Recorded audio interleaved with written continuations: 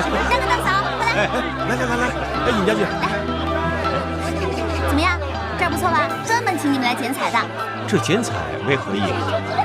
这剪彩嘛，这剪彩啊，是我们家乡的一种礼仪，就是呢，建筑呢投入工作，然后完成了可以使用的时候，也就是图个吉利了。但是啊，这剪彩不是谁都能剪的哦，也得是身份尊贵、有地位的人才能剪的。总之呢，你来就对了。哎，我也要。秦柔，你不会因为我们之前吵过架就不答应了吧？哪能啊，我哪是这种小肚鸡肠的人啊！再说了，你现在可是我大嫂呢，都是一家人了。哎，来，好，现在我宣布，乐天斋正式开业。开业喽！谢谢，别啊！这个呢，可以人体多用，可以放在家里观赏。哎，杨尚书，晴柔姑娘，恭喜！同喜！现在啊，不能叫杨主事了，应该叫杨尚书。晴柔姑娘取笑在下了，恭喜杨兄升官了。哎呀，周兄言重了，要不是周兄啊，我现在可不是这个样子。哎，哪里啊，咱们都是自家兄弟嘛。我先带你啊到里面去看一看，来，到处走一走。请。周兄，这是……哦，这个嘛，这个就是咱们的镇店之宝了。镇店之宝，这是做什么用的呢？哎，杨兄，这个以后再给你解释。哎呀，以后慢慢给你解释。我们先到那边去看看，好吧？来，看尝我们这边的酒。来，来，杨尚书还请尝尝我们的美酒，尝尝味道怎么样？晴柔，上酒了！这是我们自己酿的。我先过去啊。来，上酒，欢迎各位光临啊！刚才实在是太慢了，都有带吗？请包涵，多多包涵。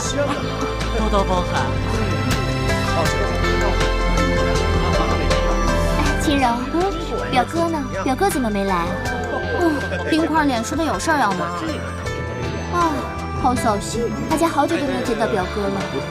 自从我们从西南回来以后，他就天天神龙见首不见尾的，我好久都没见他了。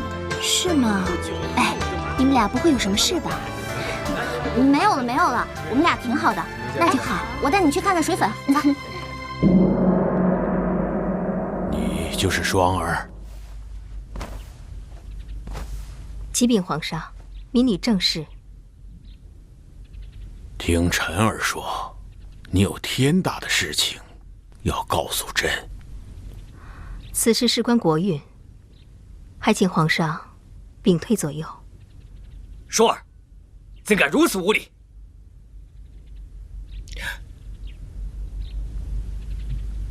你们都下去吧。父皇，这……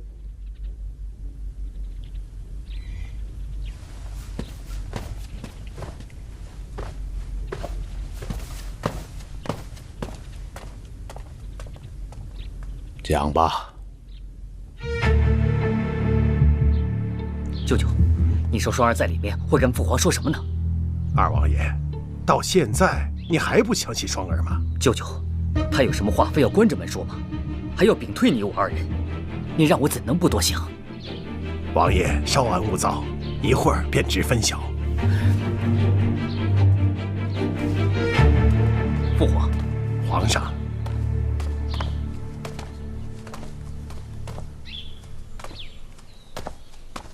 双儿姑娘，你说的这些朕都记下了，朕一定会仔细查证。你先退下吧。是。父皇，儿臣还有……朕累了，回宫。起驾。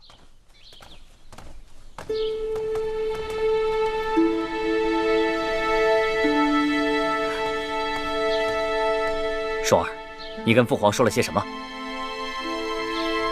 双儿只是把内外与二王爷说的，又重复了一遍而已。那父皇怎么说？皇上问双儿这么做的原因是什么？你又如何作答？双儿说，与那三王爷有杀父之仇，王爷可满意了吗？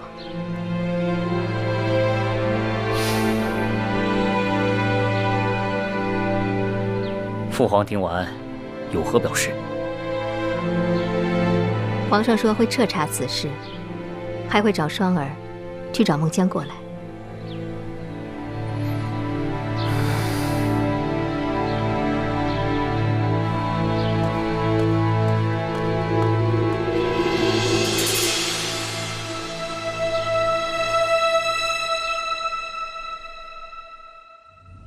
哎，不出3年，我估计我们就能成为古代的李嘉诚了。我们要发财啦！唉，我周大同干了一辈子的道具，全是脏活累活，没人瞧得起我。没想到今天能有这么多人来捧场，我这心里头真是酸酸的。咦，还酸酸的，你肉麻不肉麻呀？大同，我早就说过的，你一定可以的。咱们啊，要目光长远一点，要把这乐天斋做大做强，做成京城天字第1号，做出自己的个性、自己的品格，此处应该有掌声。啊，哎，晴柔，你是不是把我们穿越回去的事儿给忘了呀？阿广同学，你能不能不要这么扫兴？真是醉了。嘘，醉了，你喝了吧，多老的词儿了，还用呢？我就说。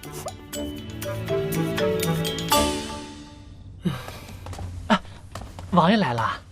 王爷，本王今日公务在身，没有前去道喜。这是本王的一份薄礼，还望周兄收下，以表歉意。哎呀，王爷哪里话？今天我们这乐天斋能开成，完全是王爷您的帮助啊，您大可不必多礼啊。啊，一点心意嘛。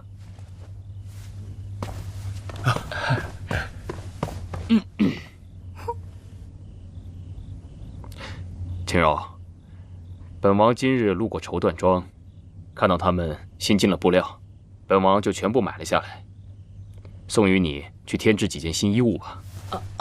谢谢王爷。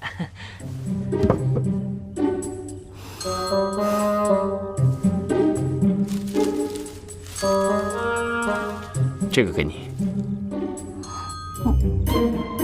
送我的？这可是王爷亲手为你摘的。算是本王向你赔罪了。晴柔，你就别拿着了，这王爷为了你都变成现代男神的节奏了。哎，你呀，赶紧找个台阶下了吧啊！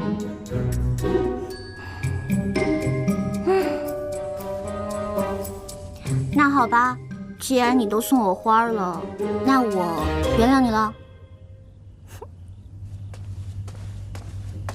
王爷，奉皇上口谕，速召您进宫。公公可知父皇急召我进宫是为何事？王爷能否进一步说话？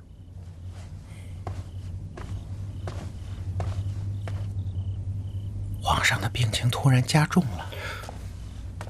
李章，快随我进宫。是。哎，冰块脸，干嘛去啊？哎呀，这皇宫到底发生什么事儿了？这么急匆匆的。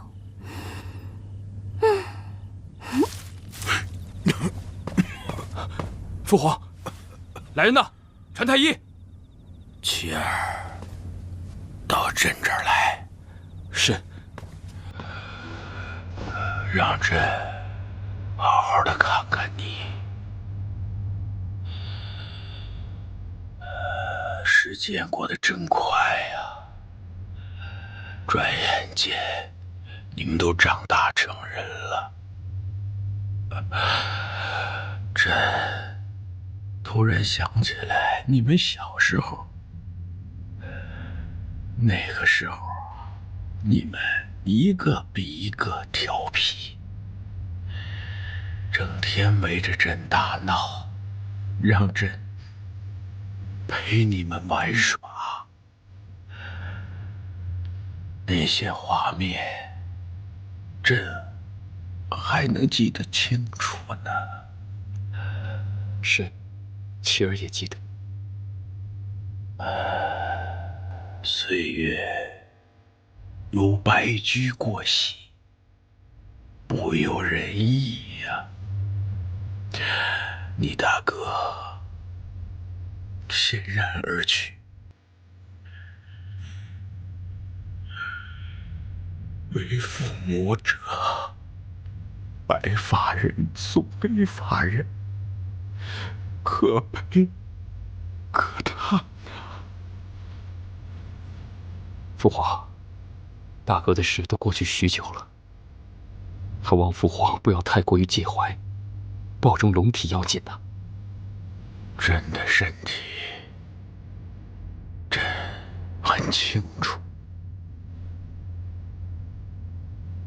这些日子啊，你尽心尽力的辅佐朕。我这个父亲呢，早就看在眼里。父皇，这些都是儿臣应该做的。只有你最像朕了，妻儿啊。朕100年之后，你和你的兄弟一定要互帮互助，千万不要反目为仇，让朕寒心。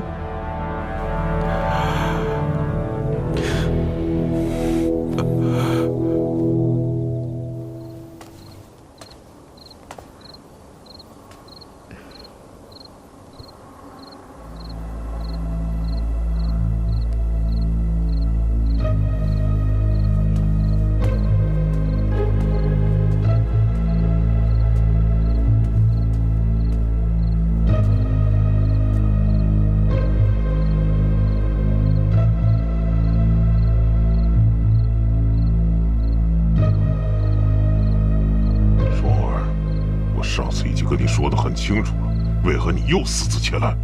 就不怕我取了你的性命？双儿只是来禀报尊上，你交代的事，双儿已经办成。哦，竟然如此顺利！双儿只是想让你知道，双儿为了你，什么事都能做到。这件事情你办得很好。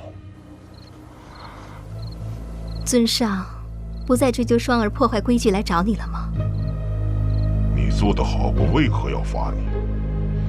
好了，天色已经晚了，外面天气这么凉，你还是早点回去休息吧。我有新的情况，我自然会联络你。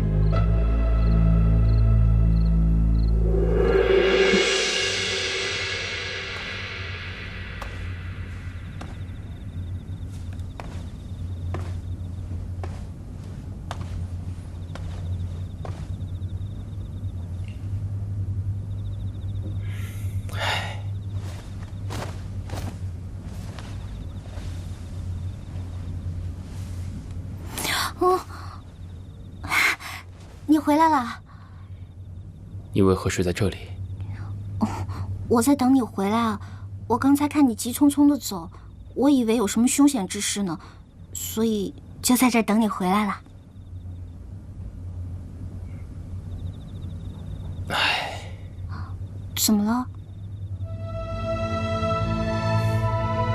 今日进宫，竟发现父皇白发丛生，苍老了许多。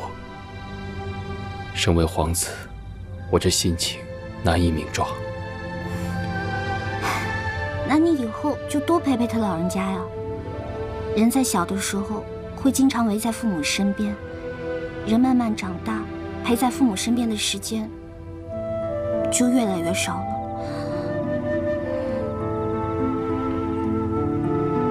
今日父皇也提起了好些事情，还讲了许多伤心的话。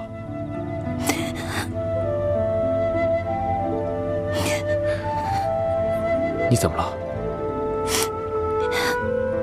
我也想我爸妈了。与你相处多日，还未曾听你提起过他们。不如择日，我送你回趟家，顺便去看望一下二老。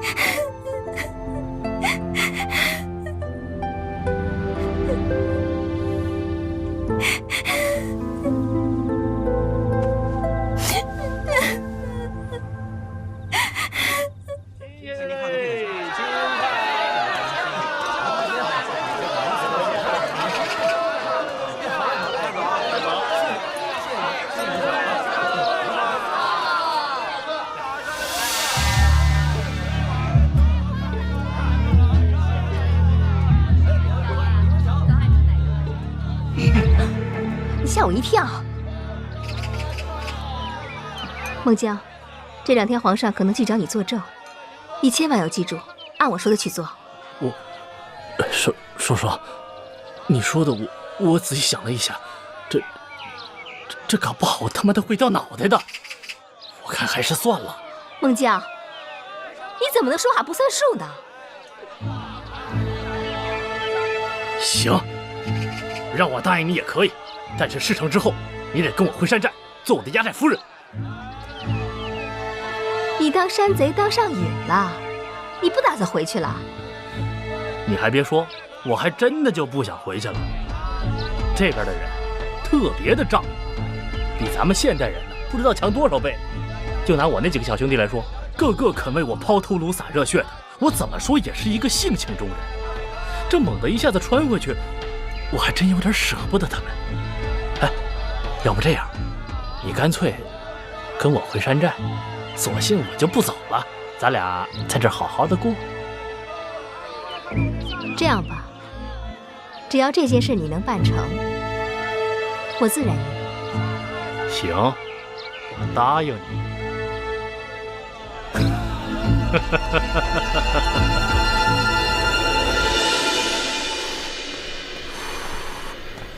哎，独孤，你看今天天气多好啊！依在下看，怕是要变天了。你真爱说笑，这万里无云的，怎么可能会变天呢？此天非彼天。什么意思？我不太明白。如果我没有猜错的话，三王爷马上就会被设立为太子。哎，那这是好事儿啊！而且，他一定会是一个好皇上的。可是，轻柔，你有没有想过自己呢？我按祖制，立为太子，侧妃就有4人。你愿意与他人共同分享你的夫君吗？我不知道。我记得你曾经跟我说过，爱是2个人的事情，要一心一意。难道今天你就要违背自己的誓言吗？哎呦，我不知道。轻柔，我愿意为你放弃自己的一切，一心一意的只爱你一个人。他谢延琪可以做到只爱你一个人，放弃自己的一切吗？哎，不要再说了。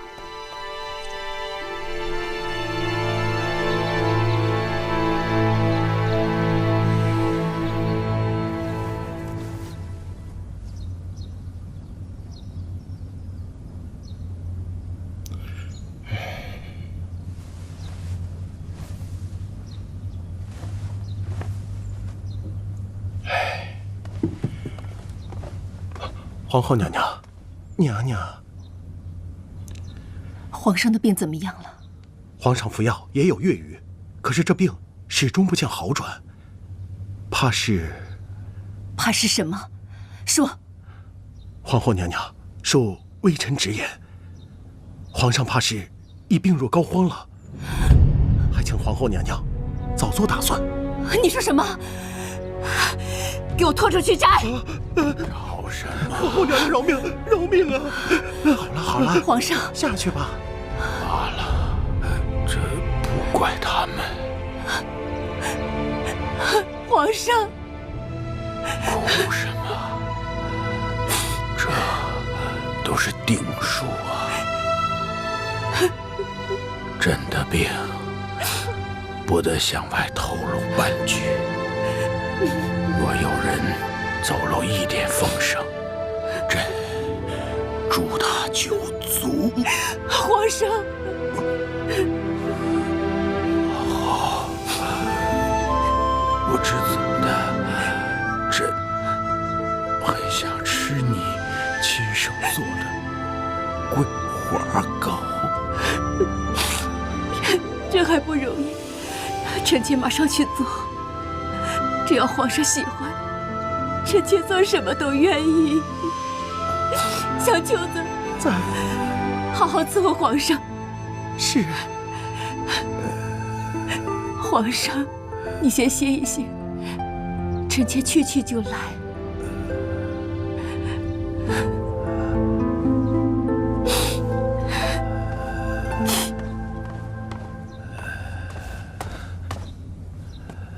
双儿说的猛将，你审问的怎么样了？回皇上，奴才已经亲自审过了，双儿姑娘所言不差。这几人所讲的不能全信，你好生盯着他们。朕断定，这背后一定会有更大的阴谋。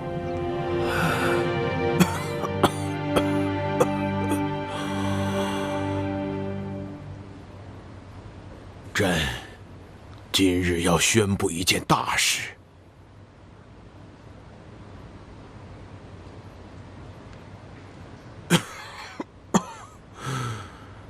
小球子，宣旨。是。三皇子谢延齐听旨。儿臣听旨。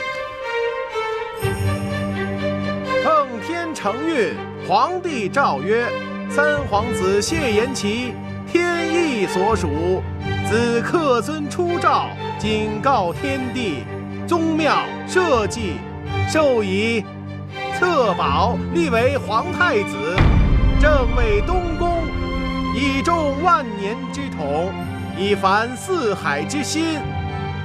朕疾患故久，此一日万机，不可久旷。自命皇太子谢延齐持玺御书房，分理庶政，辅君监国，百司所奏之事，皆启皇太子决之，布告天下，贤使闻之，钦此。皇太子，接旨啊！还不接旨？吾皇万岁万岁万万岁！儿臣领旨谢恩。父皇，儿臣有话要说。你不必多说了，小球子。是。二皇子听旨。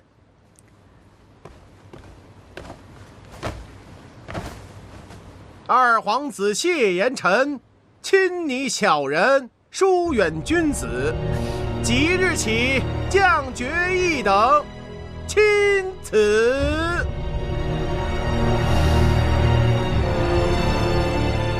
儿臣领旨。你回去以后，好好思虑一下自己的过错，等想清楚了再来找朕。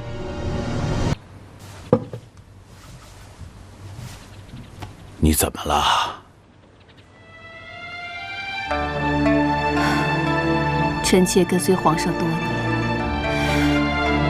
只是没有想到，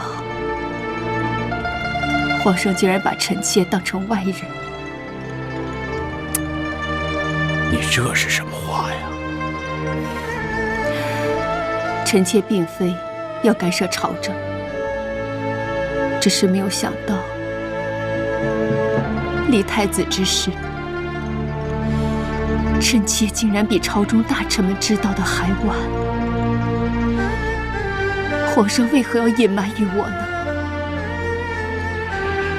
朕并非有意隐瞒于你呀。要知道，此事若早宣扬出去，会引发朝中大乱。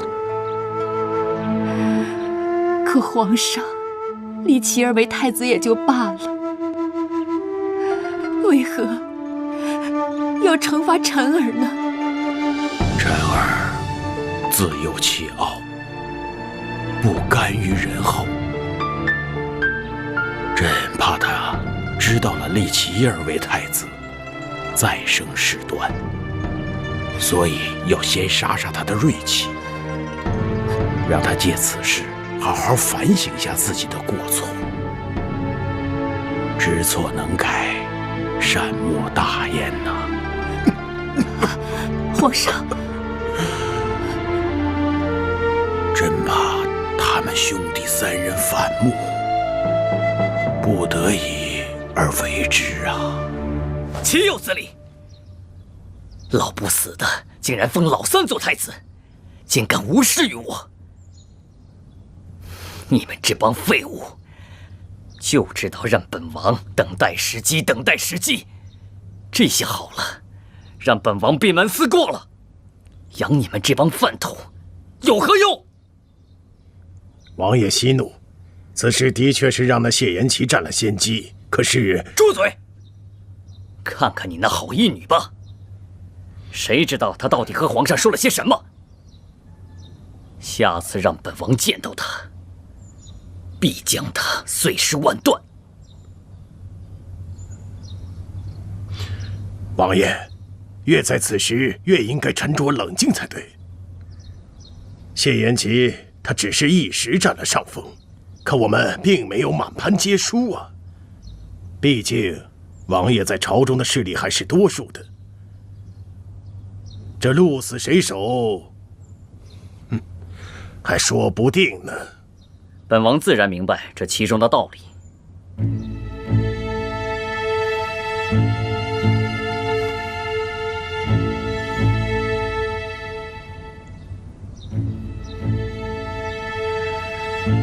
舅舅，你先请回吧，让本王再好生想想。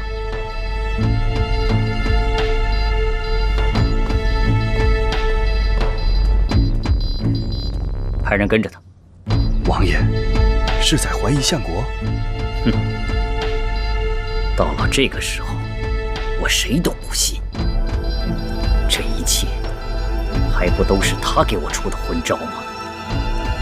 我倒要看看他在给我耍些什么把戏。那要不要派人杀了那个双儿？留着他还有用。你们退下吧。是。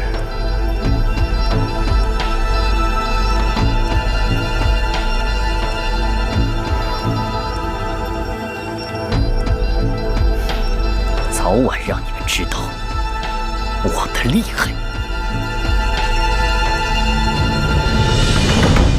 恭喜太子殿下！啊，多谢，恭喜太子殿下！多谢各位大人，多谢。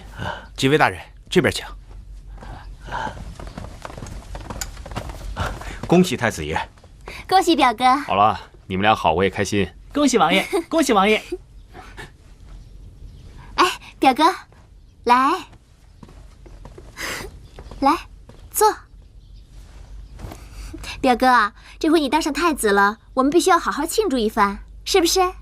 对，不如就像上次一样，办个那个哎呀 ，party 啊！对 ，party。父皇虽立我为太子，但眼下我在朝中根基未稳，依我看，还是低调行事吧，莫让奸人钻了空子。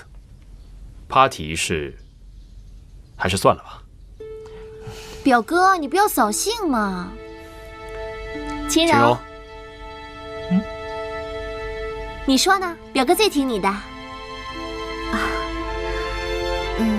王爷说的对。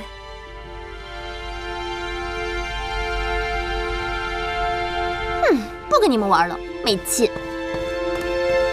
哎，告辞了。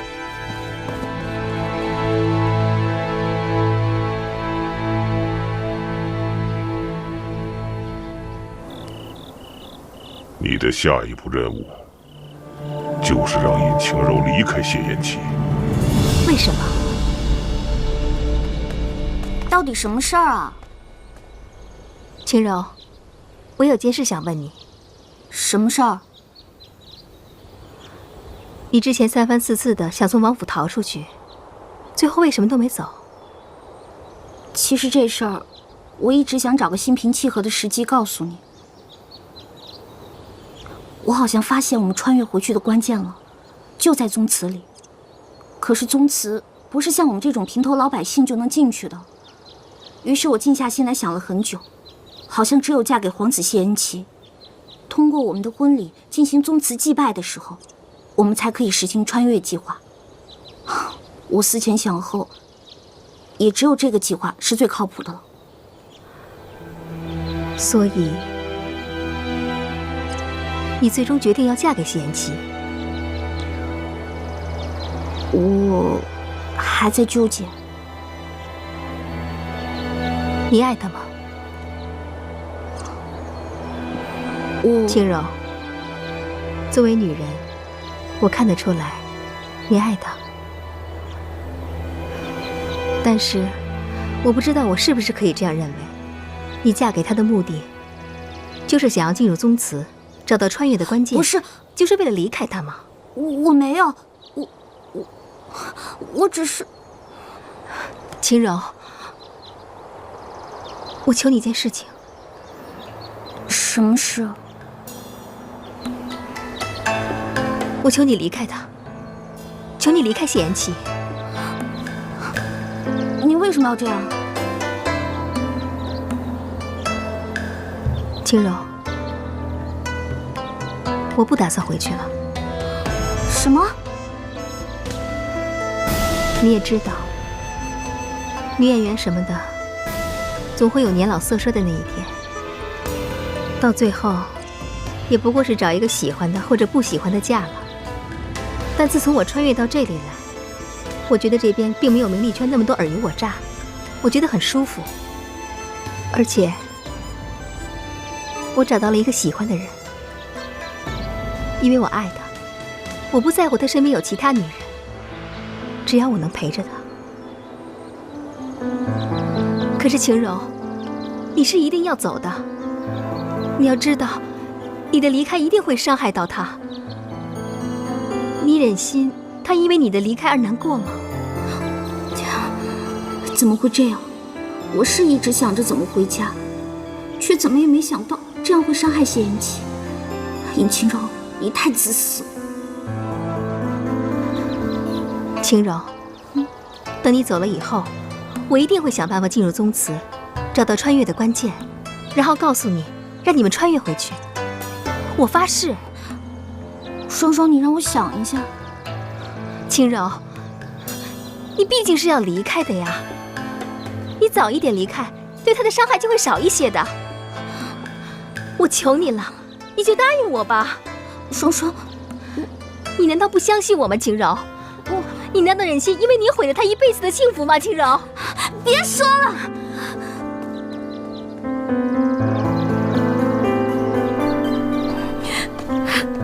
哎，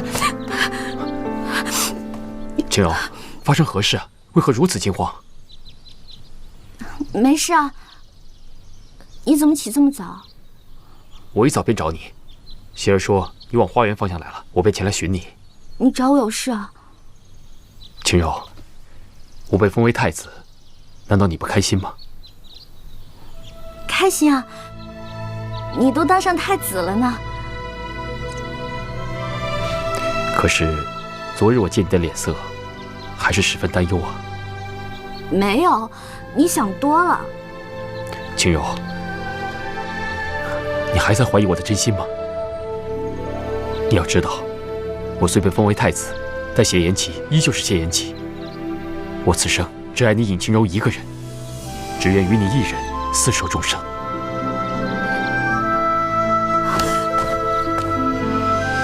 我不值得你这样做。为何不值啊？难道你不知道你在我心中有多重要吗？好了，我明白了，你现在是太子了，要替皇上做功课的，所以说你快去上早朝吧，我会在家乖乖等你的。近日事务是有些繁杂，也的确怠慢了你。待我忙完这些日子，我必定带你游山玩水。好，一言为定。一言为定。那我就先走了。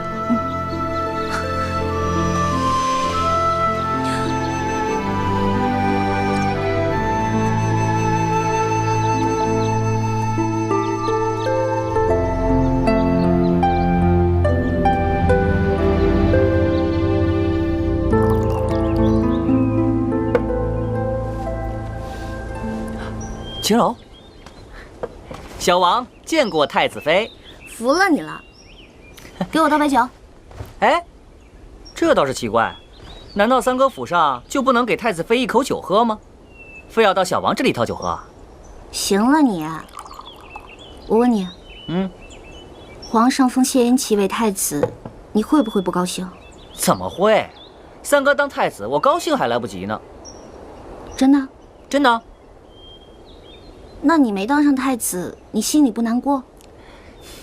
秦柔，你还真是天真呐！这太子之位怎么轮也轮不上我呀？在父皇的眼中，我就是那扶不上墙的烂泥。也罢，做烂泥挺好，至少落得个清闲自在。你真的这么想？当然。言萧生性狂放自由，不愿让自己的人生被那皇位束缚住。三哥温顺共良，太子之位实至名归。说正事儿。我有事儿想找你帮忙。帮什么忙？以后他遇到什么难处，你一定得帮他。笑话，三哥身边有你这个机灵鬼，还用得着我帮忙？我不管，反正以后他要遇到难处，你一定得帮他。青柔，你是不是有事瞒着我呀？哪有啊，我没有事儿，我好着呢。哎呀，我的意思是，我毕竟是一个女流之辈，朝堂上的事情我不便过问。所以如果他以后有事儿，你一定得帮他。哼，放心，三哥和我骨肉兄弟，他若有事，也需定当相助。那我们说好了。说好了。拉钩。拉钩。盖章。盖章。拉钩上吊，100年不许变。琪儿和晴柔的婚事如何了？回皇上，自打上一次，这个典礼出事之后啊，他二人的婚事就暂时搁置了。朕得让他们马上成婚才是啊！是啊，太子爷和晴柔姑娘，那是郎才女貌啊，是天生的一对儿，地设的一双啊。照钦天监，选个良辰吉日，让他们马上成婚。是。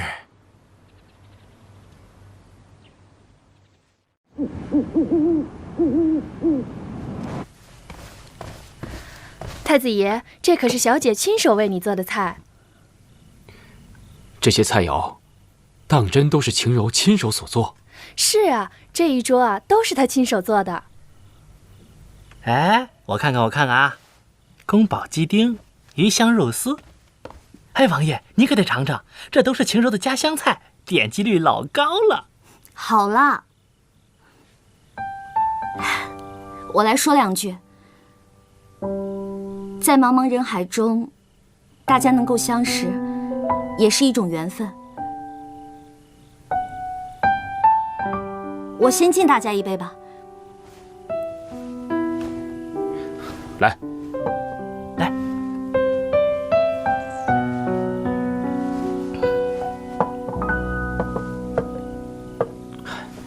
忘不掉是你的，来，太子，多吃点。猜不透是你的忧伤，这第2杯酒呢，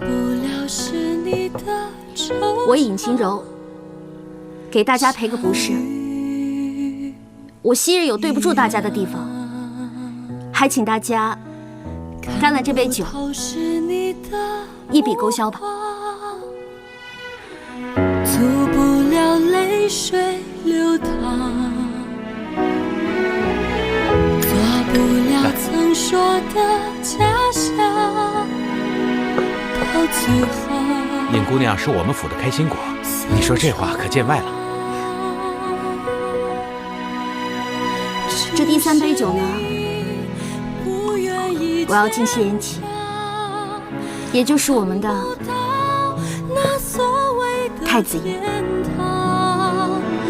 于是你决定回家乡，我感谢他包容我的小脾气和任性，也要感谢他在我最需要他的时候出现在我身边。到最后散场。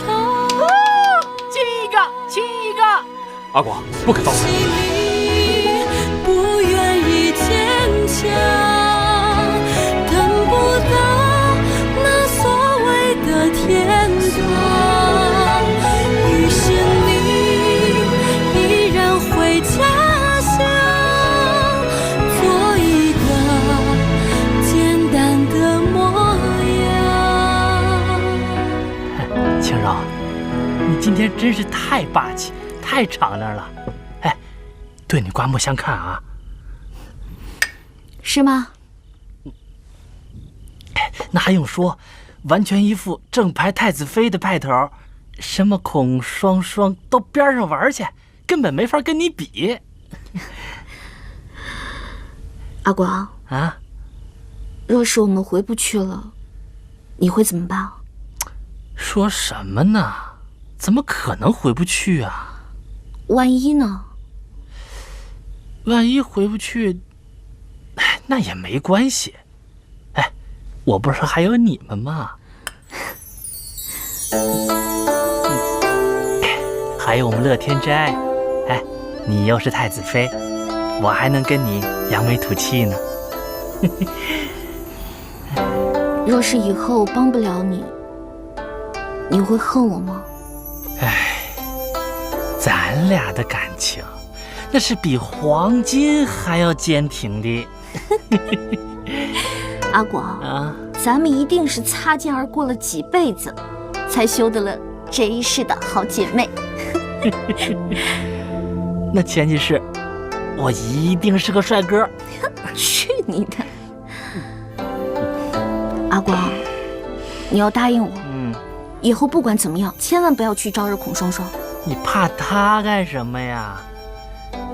你都是太子妃了。阿广，你听我的，不要再去招惹孔双双。大家都是穿越过来的，要和睦相处。哎，真是拗不过你。这样吧，只要他不招惹我，我就不招惹他，得了吧？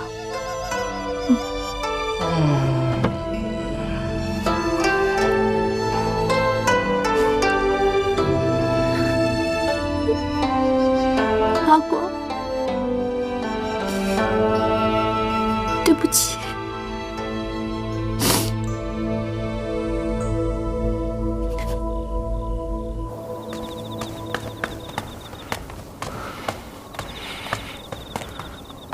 不要总跟着我。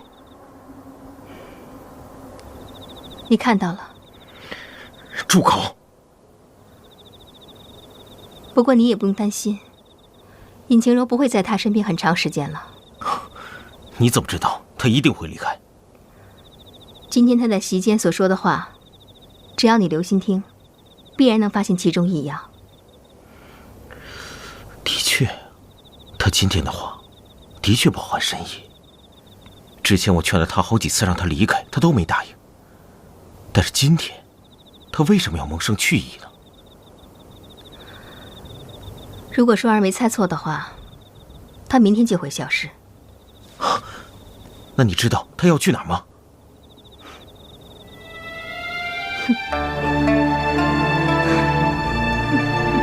你笑什么？笑你笑他也笑我自己。红山自有痴情者，我小痴情太痴狂。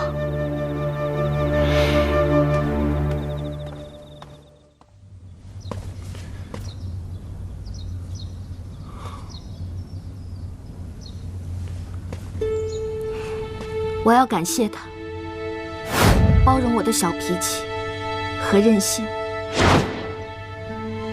也要感谢他，在我最需要他的时候，出现在我身边。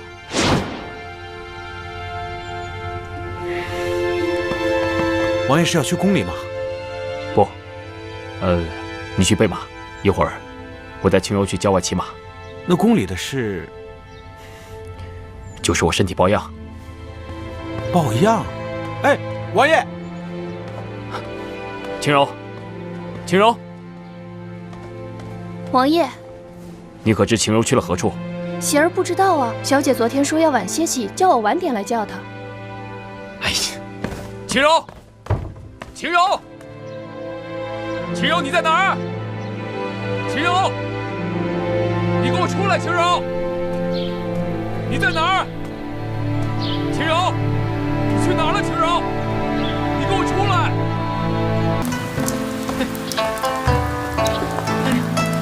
王爷，王爷，你等等我呀！青柔，青柔，哎，王爷，哎不，太子爷，您怎么来了？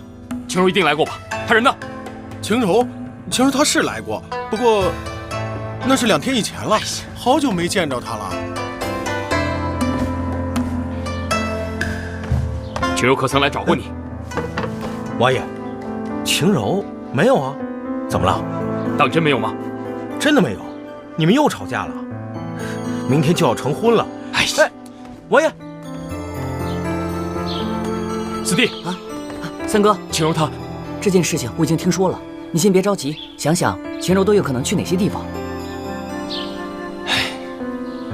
昨夜我就发现她有些反常，我本以为她是因为我被册封为太子的缘故，怕我日后疏远她，所以并没有在意。三哥，我，你有什么话还不能对我说吗？是这样子的，几日前秦柔她就找过我，还说让我跟你齐心协力，我当时就没当回事儿。现在细想起来，她其实早就有离开的准备了。你为何不早告诉我？秦柔她一向一惊一乍的，我哪知道她哪句话是真的呀？都怪我，你别急，要不然我陪你一起去找找。这不怨你，错在我，都怪我。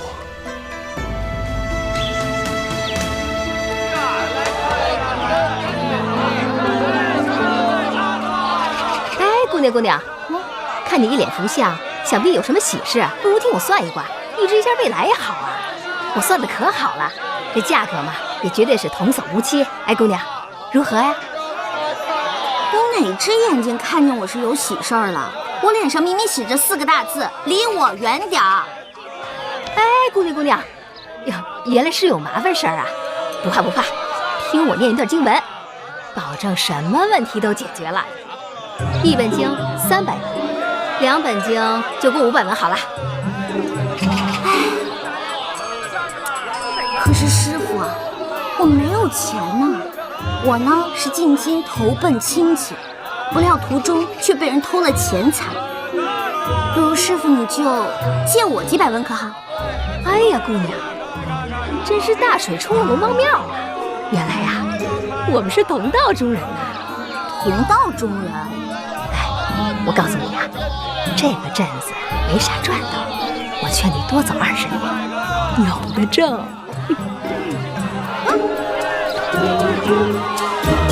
凡事放宽心，没有过不去的。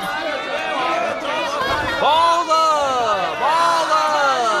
新鲜热乎着。老板给我来10个包子。好的，10个包子20文。好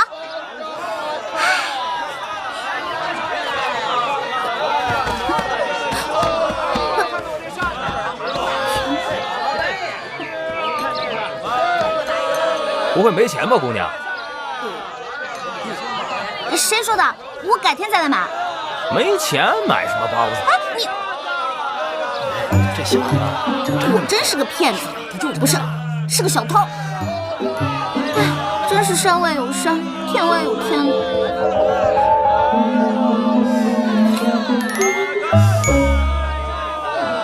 救命啊！你给我站住！别跑！救命啊！给我站住！救命啊！我让你跑！跑！出来！这不是荣家的公子吗？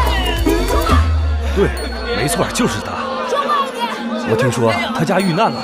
是啊，没错，这个荣家呀，也不知道得罪了何方权贵，全家都被流放到3千里外。哎，他俩这是怎么了？让你别跑，听见了没有？说不让你跑，你跑啊！这刘家大小姐从小一直都钟情于荣家少爷，这荣家少爷呢，对她始终是爱答不理的。是吗？自从荣家落难了，这刘家主动上门找到荣家，让这个荣家少爷入了赘。既然入了赘，那他就是刘家的人了。让你跑，就让我跑。所以啊，这才躲过了流放这一劫。说不让你跑，跑！身为一个男人，居然为了糊口委身一个女子，哎呀，竟然还被她姐妹调戏！哎呀，我让你跑！喂，这位公子，干嘛？哎，这位公子，你说你这样寻死对得起谁啊？你说你对得起救你的刘家吗？对得起你死去的爹娘吗？对得起你口中的列祖列宗吗？对得起你荣家死去的183口吗？你说你对得起谁？183口。姑娘，我家就没那么多人呢。一般电视剧中说的都是183口，说顺嘴了。什么是电视剧啊？电视剧呢，就是唱戏的。好什么啊？别打岔，怡红院里的姑娘有几个没被调戏过的？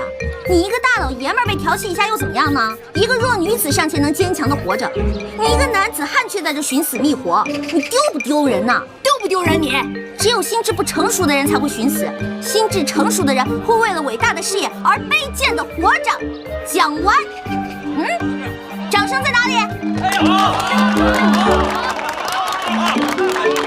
姑娘说的对，只有心智不成熟的人才会自己寻死，而成熟的人是会为了伟大的事业而卑贱的活着。听见了吗？啊，听见了吗？听见了。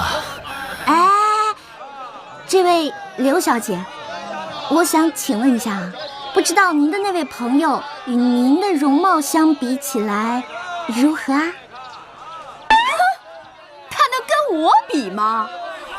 我们两个简直是一个天上，一个是地下。我可是我们朋友圈最苗条美貌的女子。哎，那这位公子，说实话，他对你到底好不好？其实也挺好的。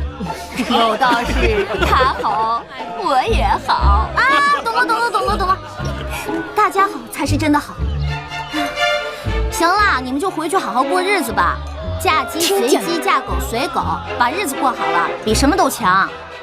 你也不是个小孩子了，也别再耍小孩子脾气了，你该长大了，记住没有？哎呀，你好像我家中的老母啊！哎呀，行了，说什么呢你？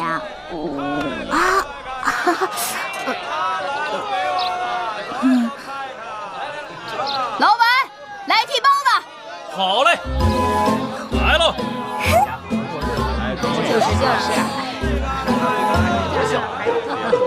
走。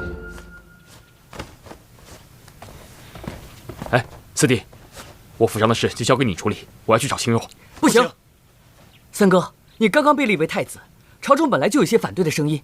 他若你此事一走了之，那些人更不会善罢甘休了。就是，那些御史整天吃饱了没事干，就知道找事儿，无事都能掀起3尺浪。你这不是把县城的把柄送到他们手里吗？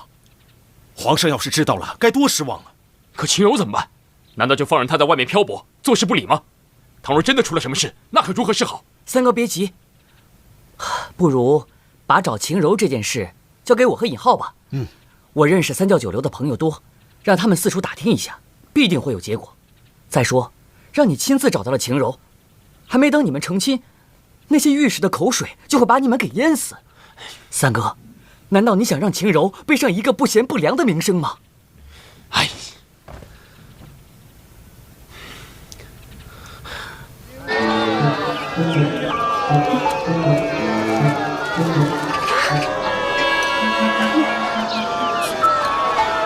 就剩7、8个包子，只能吃2顿了。我好可怜。当务之急就是应该想办法赚到钱。哎，这有包子铺，难道要去这样的地方打工吗？不太好吧。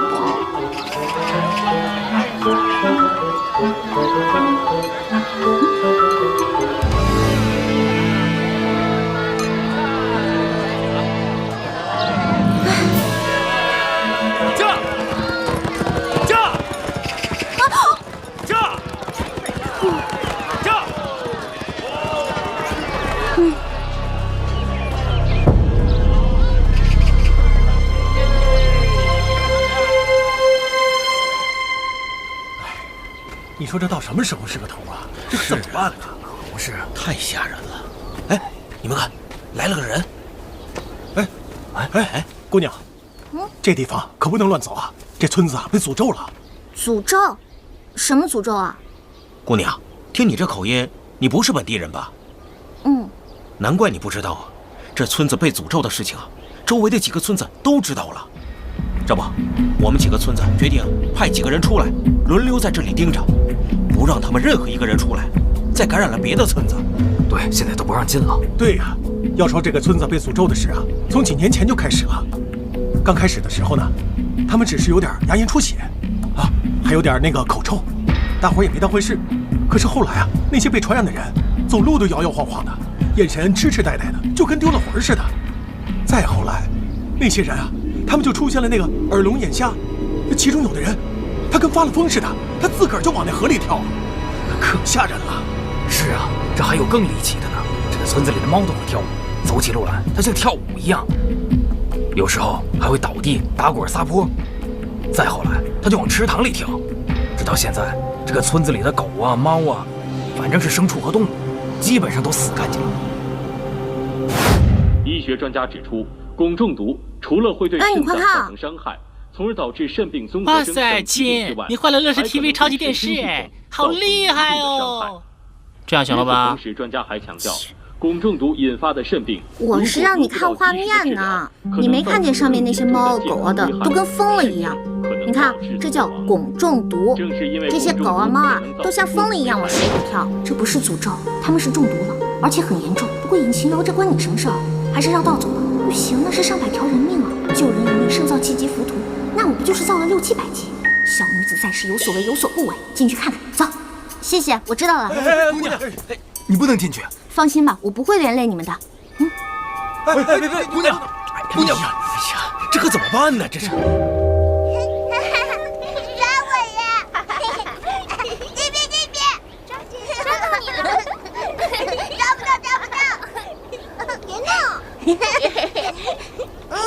你等我一下。来人啊！快来人啊！有外人进村了！哎，别喊了，我是来帮你们的。外人？谁啊？快说你是谁？为什么来我们长河村？对啊，你干嘛来？是啊，谁派你来的？谁派你来的？没有人派我来，我是自愿的，我是真的来帮助你们。这帮我们？哼，谁要你好心呢？你与我们非亲非故，不怕被诅咒，反而过来帮我们，肯定有阴谋。不是的，你们这个不是诅咒，是中毒了。虽然很严重，但是还是能治愈的。请大家相信我，我是真的来帮助你们的。哼，你来帮我们？是来毒死我们的吧？然后一把火把我们长河村给烧了，是不是？这样十里八村就都安全了？不是的，是不是他们那几个村子拿钱雇你来的？不是的啊！这重赏之下，这是必有勇夫啊！我说姑娘，你就不怕出门掉河里？把他赶走！走！不是，走，快点走！我真的是来帮。干嘛？不，别这样，他们很可怜的，我真的想帮助他们。他是谁啊？咱们别着急，万一他真是来帮咱们的。青柔，听我劝，离开这儿吧。这个村子连最好的医馆都治不好，更何况你一个弱女子。就是，你要执意进村的话，自己都可能被传染上。不行，独孤，我不能走，我一定要救他们。要不你先走吧。青柔，算了，我留下来帮你。谢谢你，独孤。请大家相信我，我一定会把大家治好的。我凭什么相信你啊？为什么相信你啊？哎呀！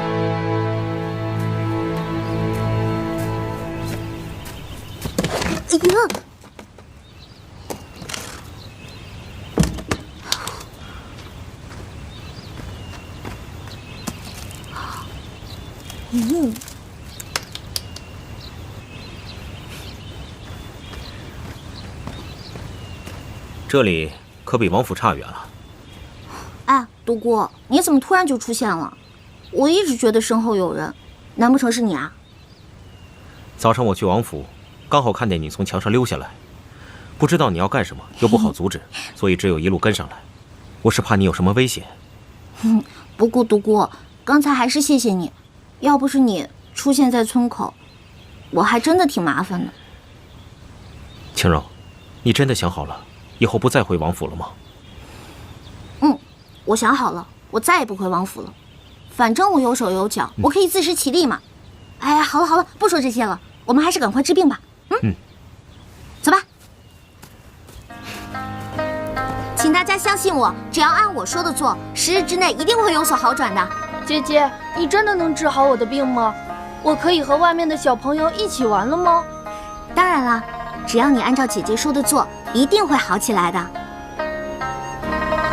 好了，那我讲一下治病的方法吧。首先呢，大家千万不要再饮用村里的河水了。如果口渴的话，打上来的水先在水里面放一些木炭和划开的仙人掌，等沉淀沉淀再喝。因为我怀疑这毒就出在这水里。这怎么可能呢？这谁要毒死我们？对呀，亲，不是谁要害你们，而是由于水污染造成的。当务之急呢，我们就先把毒给解了吧。大家回去以后呢，首先要将麻油、鸡蛋清和豆浆搅拌在一起。头几日呢多喝一些，后面呢再逐渐的减少。日常生活中呢多吃胡萝卜，多喝豆浆和牛乳。我暂时只能想到这么多了。等我想到其他的，我再告诉大家。有些原料呢村里面没有，我现在就去买回来。大家就按照我说的去做吧。算了，反正都是一死，无非早晚的事儿。哎，看这姑娘倒是挺面善的，不如待会儿让她先试试怎么样？试试，行，那就先试试吧。既然大家相信我，我一定会不负众望的。那我们就相信你了啊！那大家就散了吧。对，准备吧，大伙啊！准备。走。看来还是我去吧。你去干什么呀？你又不知道买什么，你就留下来照顾他们吧。好像某人的钱袋被偷了吧？哎，你知道啊？那你干嘛不帮我抢回来，害得我饿肚子？我也是看到你付账的时候拿不出钱，才想到前面那个人是贼。我也不知道。怎么，生气了？我哪有那么小气啊？我是要给你写你需要买的东西呢。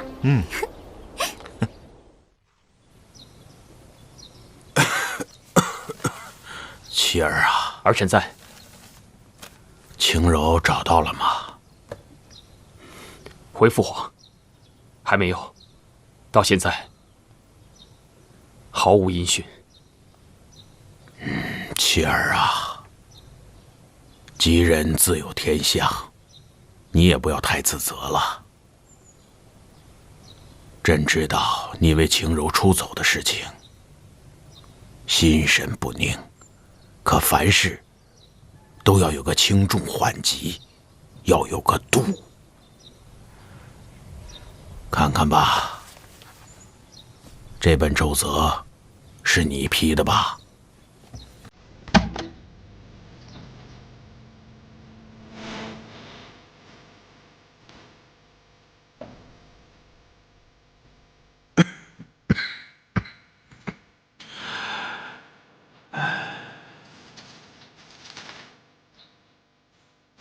儿臣罪该万死。你是有罪，但不致死。起来吧。谢父皇。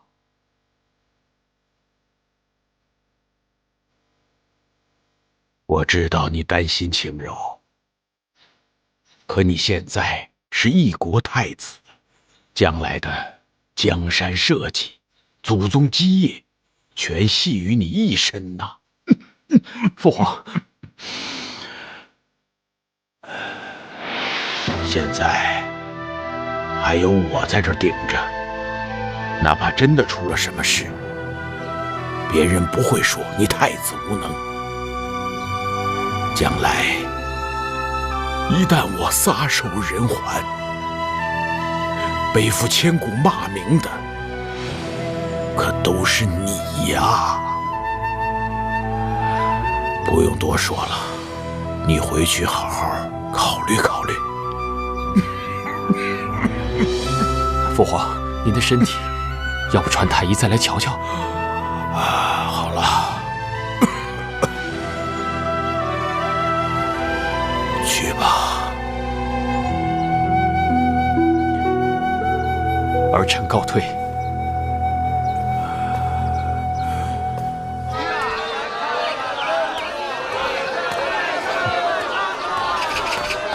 独孤，怎么是你？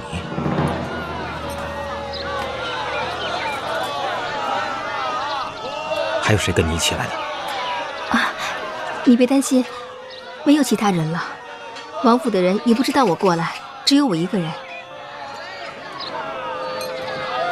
我不想在王府待下去了。独孤，你带双儿走吧，不管去哪儿我都跟着你。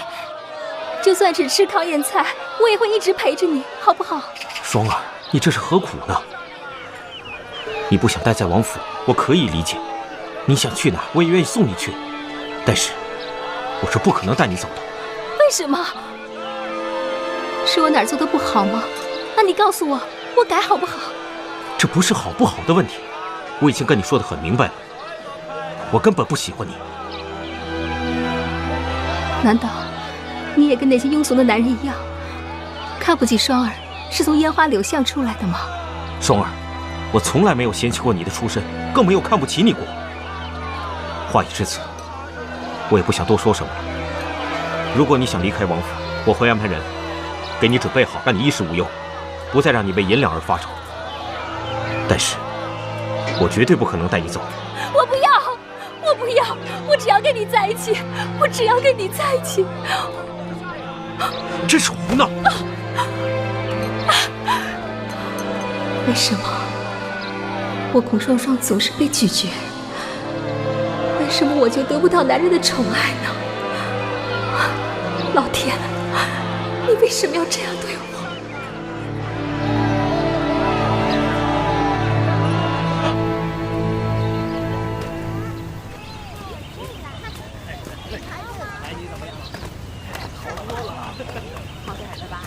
独孤，青柔，牛乳不太好找，只找到这些，但其他的都齐了，已经很不错了，值得鼓励。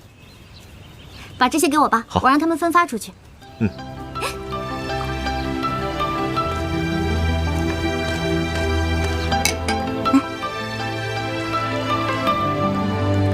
千万不要再喝井里的水了啊！谢谢。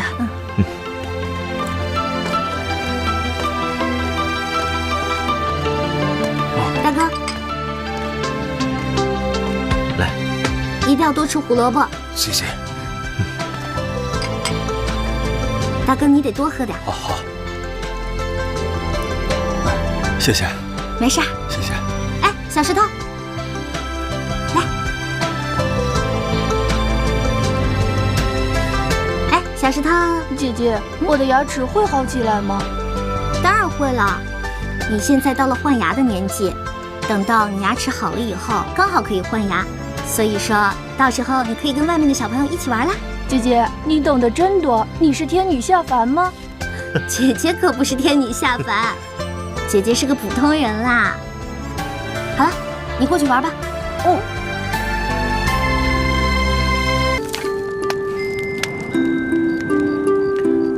青柔，他们今天能遇到你，真是很幸运。为什么你每次都能给人带来好运呢？哎呀，哪有那么夸张啊！我只是恰好了解这个病因了，而且我觉得冥冥之中，仿佛上天都要我过来给他们治病。不过啊，治病这个东西呢，也要心态，心态好呢，连癌症都能抗愈呢。癌症为何物啊？癌症呢？癌症就是一种小恶魔啦。哦，我们身体里呢有成千上万的小恶魔，那这些小恶魔呢，有好的也有坏的，所以啊，哎呀，我不跟你说这些了，反正你也听不懂。的确是听得我一头雾水。不过，青柔，你真的很能看透别人的心思。大侠谬赞了，小女子只是现学现卖啊。那为什么你看得透别人的心思，却对不起自己的心呢？这世界上好的男人除了谢延琪还有很多，为什么你就不能考虑别人呢？独孤远，你不会是在毛遂自荐吧？怎么，不行吗？哎呀，没有啦，我只是觉得谈恋爱这种事情，太伤元气了。我现在一点都不想谈恋爱。青柔，我是不会让你受伤害的，我会保护你。你应该懂我的心思。可是相爱这种事情，不是保护不保护这么简单的。恋爱是两个人的事情，单方面的付出只可能是零。我听过一句话，我现在说给你听吧：所有的烦恼呢，都是自找烦恼；所有的问题呢，也都是时间的问题。时间啊，会解决一切烦恼的。所以啊，你我之间就不要再自寻烦恼啦。哎，赶紧回去休息吧，明天还有一场攻坚战呢，加油！晚安喽，拜拜。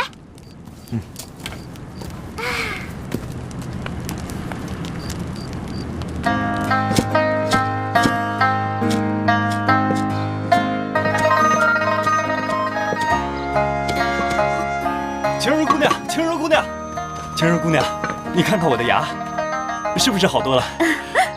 晴柔姑娘，你看我那也比以前好多了，还有咱家那老伴儿啊，那嘴他也不臭了。我代表全村的人，真的好好感谢你啊！谢谢你啊！哎，你看当初我们对你没关系的，你看你们现在不都好多了吗？我就放心了。再说这才几天啊，你们就都有所好转，再坚持下去，我相信一定会痊愈的。我们相信，晴柔姑娘，真的好好谢谢你啊！你可是我们的大恩人呐！没关系，谢谢啊！